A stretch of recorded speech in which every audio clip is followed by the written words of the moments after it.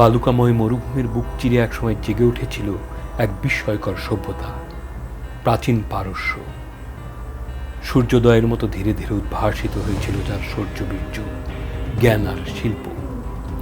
এই ভিডিওতে আমরা ফিরে যাব কয়েক হাজার বছর পেছনে, খুঁজে দেখব ইতিহাস, ধর্ম, রাজনীতি, সংস্কৃতি আর মানুষের আত্মার কথা। এই যে ইরান, এ যেন এক ইতিহাসের গহীন কবিতা। ইরান অবস্থিত এশিয়া, ইউরোপ আর আফ্রিকার মিলনস্থলে, এক কৌশলগত এবং সাংস্কৃতিক কেন্দ্র। তার বুক জুড়ে বিস্তৃত হয়েছে পারস্য উপত্যকা, কাস্পিয়ান সাগরের ঢেউ আর জাগ্রস পাহাড়ের শ্রেণী।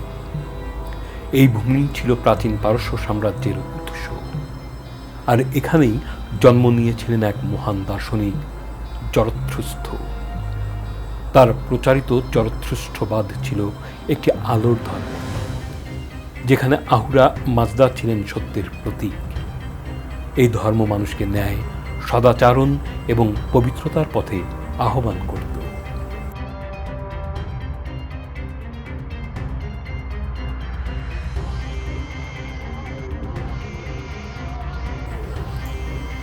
খ্রিস্টপূর্ব ৬ষ্ঠ শতকে সাইরাস দ্য গ্রেট গড়ে তুলেছিলেন আখমেনিড সাম্রাজ্য, ইতিহাসের এক বিস্ময়।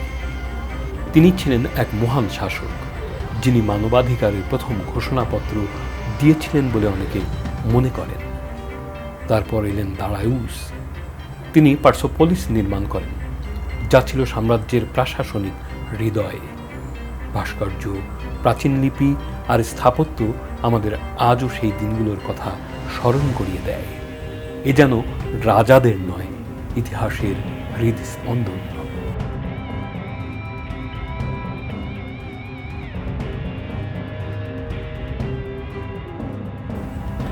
পারস্যের জীবনযাত্রা শুধু রাজনীতিতে নয়, সংস্কৃতিতেও ছিল সমৃদ্ধ।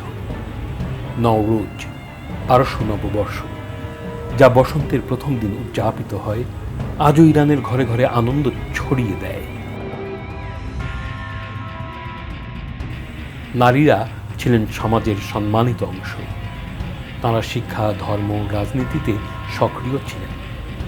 শিল্প, সাহিত্য, সঙ্গীত সব মিলিয়ে গড়ে উঠেছিল এক ঐশ্বর্যময় সংস্কৃতি। আর ফেরদৌসির শাহনামা এ যেন ইতিহাসের ছন্দময় দলিল। ৩৩০ খ্রিস্টপূর্বে আলেকজান্ডার দ্য গ্রেট পার্সোপলি আক্রমণ করেন।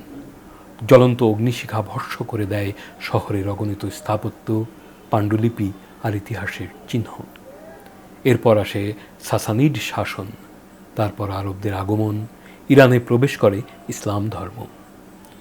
সময়ের স্রোতে অনেক কিছু বদলেছে, কিন্তু এক অদৃশ্য শিকড়, ঐতিহ্যের আত্মা তবুও বেঁচে আছে। আজও ইরানি সমাজে পারস্যের গর্ব, সাহিত্যের গভীরতা আর শিল্পের মহিমা বহমান। ইতিহাস শুধু পৃষ্ঠা নয়, তা আত্মা, তা উত্তরাধিকার। ইরান আমাদের সেই অতীতের কথা বলে, যেখান থেকে জেগে উঠেছিল সভ্যতার আলো। পারস্যের প্রতিটি ধ্বংসাবশেষ, প্রতিটি উৎসব, প্রতিটি ভাষ্য যেন গাইছে এক যুগান্তরের গান। আপনি কি শুনছেন সেই ইতিহাসের সুর? এই ঐতিহ্যকে জানুন, অনুভব করুন, ছড়িয়ে দিন।